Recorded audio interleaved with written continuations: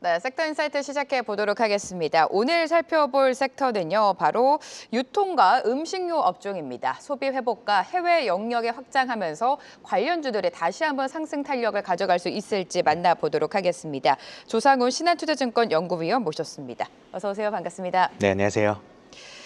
네, 유통주 살짝 짚어볼 텐데요. 일단은 관세 정책에 미국의 유통주 역시 좀 흔들리는 모습을 보여줬었습니다. 월마트와 타겟 같은 기업은 2분기 실적 발표 이후에 주가가 좀 부진한 모습을 보였는데 지금은 어떻습니까? 사실은 네. 이제 2분기 때도 관세 관련된 네. 얘기들이 조금 많았었고 아마 3분기에는 그것보다는 조금 더 심화되는 모습인 것 같아요. 그러니까 왜냐하면 저희가 이제 2분기 때는 미국이 이제 상호 관세, 그러니까 보편 관세 정도만 사실 이제 좀 부과를 했었고 아직은 조금 그 초기였었기 때문에 좀 쌓아놨었던 그런 재고들이 조금 많았었는데 3분기 때는 이제 관세율이 좀 상호 관세로 좀 확정이 되면서 그것보다 조금 올라가고 그러는 동안에 이제 재고는 소진됐는데 전반적으로 또 이렇게 지금 소비 심리라든지 이런 부분들이 굉장히 좀 부진하는 모습들을 보였었거든요. 이러다 보니까 사실은 조금 더 유통업체들의 실적이 악화되는 모습인 것 같고 이런 모습들은 특히나 이제 뭐 이 중 혹은 이제 저소득층 쪽에서 조금 더 이런 모습들이 좀 심화되는 모습이다. 이렇게 좀 정리를 해드릴 수가 있을 것 같습니다. 네, 2분기보다 3분기에도 관세 리스크, 관세 타격은 있을 것이다 이렇게 예상을 해주셨는데 남은 하반기 유통주에 대해서 우리가 어떤 변수와 또 호재 포인트를 기억하면 좋을까요? 네, 사실은 이제 이 국내는 사실은 조금 상황이 다른 것 같아요. 그러니까 어떻게 보면 일단은 7월 달에 저희가 소비 쿠폰을 좀 시작으로 했었죠. 네네. 그러면서 이제 좀 소비가 이제 바닥에서 좀 올라오는 모습이 좀 진행이 됐다. 이렇게 조금 보실 수가 있는데 특히나 이제 8월까지 이제 소비자 심리 지수를 놓고 보면 이제 5개월 연속으로 좀 상승을 하는 모습을 보였습니다.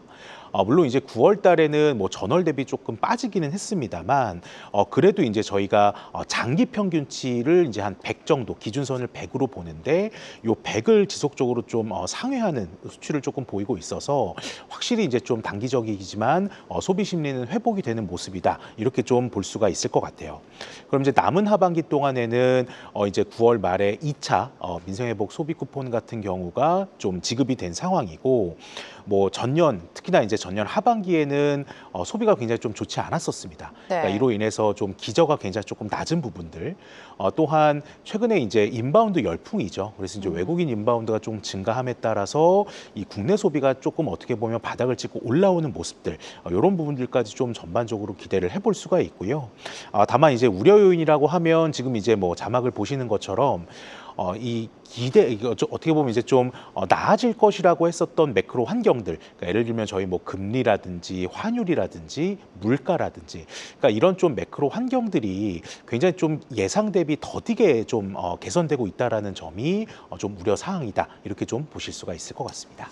자, 또 하나 체크해 봐야 될 이슈가 바로 홈플러스가 될 것 같습니다. 지난 3월이었죠. 3월에 시작됐었던 홈플러스의 기업 회생 절차가 지금 좀 장기화되고 있습니다. 예상보다 좀 길어지고 있는데 그 이유는 무엇일까요? 일단은 네. 지금 이제 계속 미뤄지고 있어요. 말씀하신 네. 것처럼. 그래서 원래 이제 회생계획안 들어간 거는 뭐 3월 초로 저희가 조금 그러니까요. 알고 네. 있는데 사실 이제 그 이후부터 이제 6월까지 회생계획안 내는 걸로 어떻게 보면 좀 이야기가 됐었다가 연장돼 가지고 지금은 11월 10일까지 이제 회생계획안의 어떤 그 제출 기한이 좀 세팅이 된 상태입니다. 그래서 지속적으로 좀 장기화가 되고 있는데 일단 가장 큰 좀 우려 사항은 좀 고용에 대한 문제였었던 것 같아요. 그러니까 이제 고용 이슈라든지 아니면 홈플러스가 이제 폐점을 함에 따른 어떤 그 주변 어떤 그 상권이 좀 붕괴된다는 우려, 그러니까 이런 부분들 때문에 사실은 좀 법원이라든지 아니면 이제 관련된 기관에서도 쉽사리 좀 결정을 내리지 못하고 어떻게 보면 좀 회생계획안 제출이 좀 질질 끌렸었던 이런 모습들이라고 조금 보실 수가 있을 것 같아요. 그래서 이제 좀 뭐 지금 이제 그 이 차트 보시는 것처럼 홈플러스가 지금 지금 이제 점포가 125개 점포가 있고 그중에 이제 68개 점포는 이제 임차로 들어간 점포라고 보시면 되는데 요 중에서 이제 임대료 협상에 좀 진전이 없는 15개 점포에 대해서는 연내, 그러니까 이제 11월, 12월 중으로 다 이제 폐점을 하겠다. 그렇게 일단 지금 좀 이야기를 한 상태이거든요. 그래서 좀 폐점이 현실화된다라고 하면은 이제 경쟁업체인 뭐 이마트라든지 아니면 롯데쇼핑 같은 회사들의 반사수혜를 저희가 좀 기대를 해볼 수는 있을 것 같고요. 네. 이제 일례로 7월 달에 이제 홈플러스에 이제 부천에 있는 상동점 이 점포가 이제 폐점이 됐고 이 효과로 인해서 인근에 있는 이마트 중동점의 매출이 12% 정도 증가를 했었던 사례가 있었습니다. 그래서 아마 이제 점포 폐점이 조금 더 현실화가 된다면 나머지 이제 두 기업들이 조금 더 이제 그 반사수혜를 누릴 수 있을 것이다. 이런 좀 예측이 가능해질 것 같습니다. 네, 홈플러스의 기업 회생 절차가 장기화되고 있는데 폐점이 된다면 경쟁사의 수혜가 좀 기대가 된다라고 언급해 주셨고요. 호텔신라도 좀 보도록 하겠습니다. 호텔신라 같은 경우에는 여러 가지 좀 부침 속에서도 그래서 돌파구를 좀 찾고 있는 모습이죠. 적자가 깊었던 공항 면세점도 철수를 하면서 수익성 개선에 나서고 있는데 호텔신라 어떤 관점으로 바라볼까요? 일단은 뭐 이제 임차료가 워낙 좀 많았었다 그렇죠, 보니까 네. 이제 고 인천공항의 어떤 그 DF1 구역에 대한 철수 결정을 내렸습니다. 그래서 어떻게 보면 이제는 조금 더 손익 위주의 경영을 하겠다라는 측면에서 이제 이런 결정을 좀 내렸다라고 좀 볼 수가 있고요. 그러니까 어떻게 보면 이제 이를 통해서 이제는 시내점 그리고 이제 또 호텔신라가 하고 있는 해외 공항점 그리고 또 이제 호텔 사업 이렇게 이제 세 가지 이제 사업을 위주로 좀 포트폴리오를 좀 구성을 하겠다, 재편을 하겠다 이런 의지가 좀 반영된 결정이라고 볼 수가 있습니다.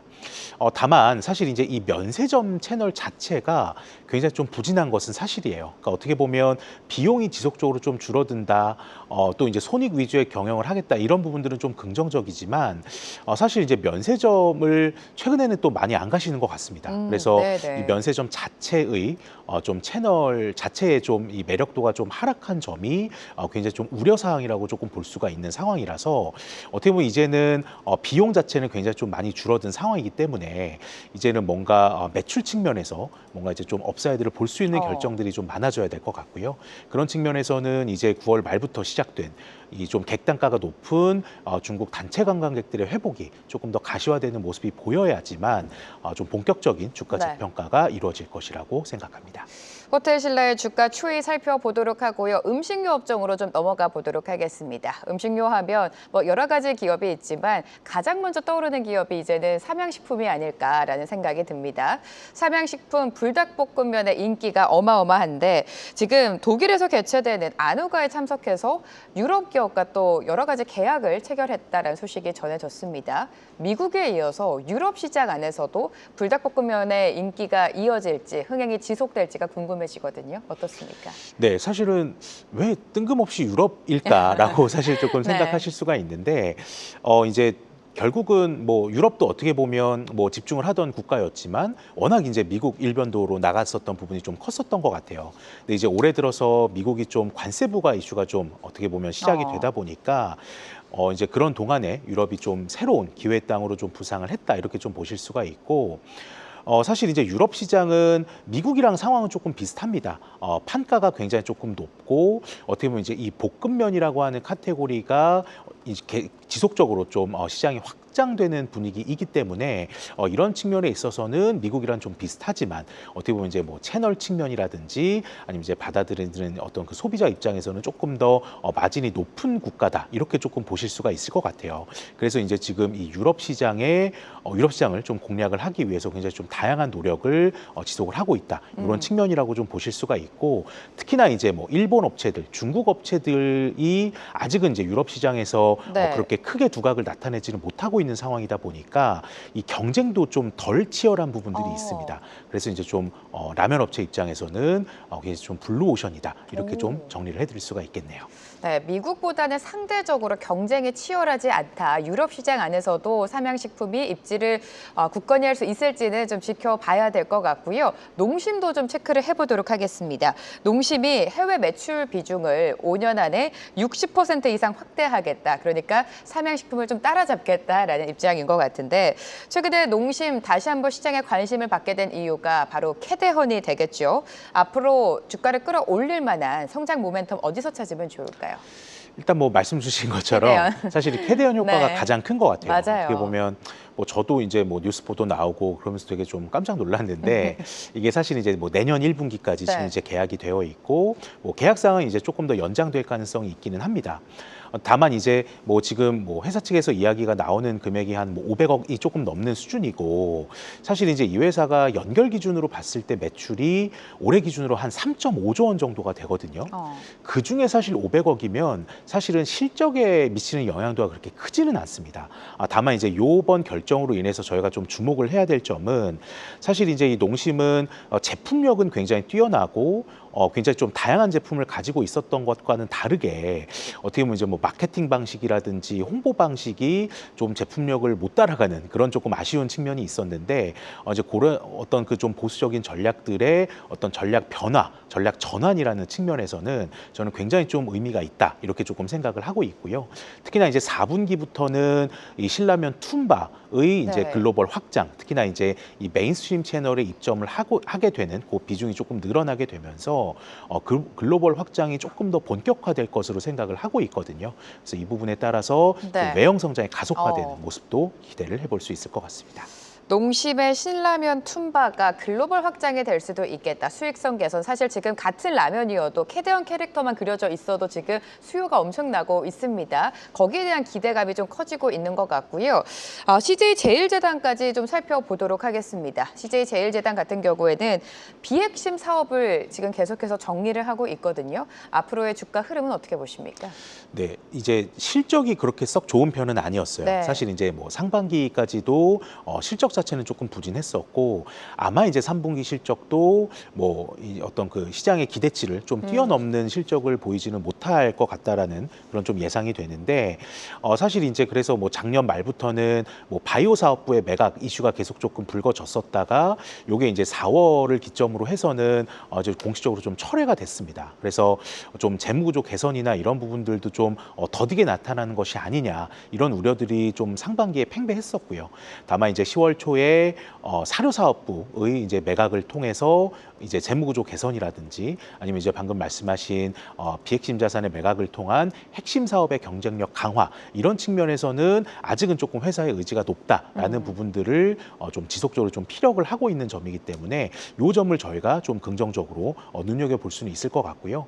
다만 이제 결국 중요한 거는 해외 쪽인 것 같아요. 그러니까 네. 이제 해외 식품 성장이 어떻게 보면 전사 밸류에이션 레벨을 좀 결정할 가능성이 높기 때문에 이 해외 쪽의 어떤 그 식품 성장의 식품 성장이 좀 이렇게 회복되는 모습들이 저는 좀 주요할 것 같습니다. 밸류에이션 레벨을 결정하는 주요 요인은 해외에 있다. CJ제일제당도 분석 말씀을 도와주셨는데 자 그러면 앞으로 남은 하반기 음식료 업종에 대한 투자 포인트는 어떻게 끌고 가면 좋을지가 궁금하고요. 우리 연구위원님의 탑픽 종목 유망주는 어떤 거를 꼽고 계십니까? 네, 사실 이제 네. 음식료 산업의 화두는 네. 결국은 이제 뭐 내수보다는 해외 해외 시장이죠. 그리고 이제 수출 네. 쪽인 것 같아요. 그래서 너무나 이제 좀 진부한 이야기가 됐지만 뭐 지속적으로 이제 이런 투자 아이디어는 좀 지속이 될 것이라고 좀 생각을 하고 있고요. 그런 측면에서는 저는 탑픽은 좀 지속적으로 삼양식품으로 좀 가져가야 되지 않을까라는 생각이고 이 뒤를 이제 누가 이제 이어갈 것이냐라는 측면에서는 저는 이제 농심이 그 바통을 좀 이어받을 수 있지 않을까라는 측면에서 일단 음식료는 좀 해외 사업 위주의 포트폴리오를 가진 업체들로 저희가 좀 선별해서 보자 이런 입장을 좀 가지고 있습니다. 네, 음식료 업종을 바라볼 때는 해외 비중이 높은 기업을 보자. 삼양식품 그리고 그 뒤에는 농심 언급해 주셨고요. 유통주 안에서도 탑픽 들어볼게요. 네, 이제 유통은 네. 지금 이제 소비가 어쨌든 조금 회복이 되고 있는 그렇죠. 상황이고 또 한 가지는 어떻게 보면 이제 외국인 인바운드가 늘어나는 거를 저희가 아이디어를 찾아볼 수는 있어요. 요 두 가지 어떤 그 이벤트에서 교집합에 있는 채널은 백화점이거든요. 그래서 이 백화점 채널에서의 승자를 저희가 찾는 것이 좀 중요할 것 같고 그 중에서는 측면에서는 이제 백화점 본업이라든지 아니면 이제 자회사 구성도 그리고 이제 주주 환원 측면에서는 저는 이제 신세계보다는 현대백화점이 조금 더 우위에 있다라는 생각이라서 현대백화점을 조금 더 선호한다고 보실 수 있을 것 같습니다. 네, 내수 소비가 회복되고 있다는 점 좀 긍정적인 포인트로 짚어주셨고요. 유통주 안에서는 현대백화점 탑픽으로 제시해 주셨습니다. 오늘 조상훈 신한투자증권 연구위원과 함께했습니다. 고맙습니다. 감사합니다. 계속해서 다양한 경제 이슈를 알고 싶다면 구독과 좋아요, 알림 설정 부탁드립니다. AI 캐스터 권미정이었습니다.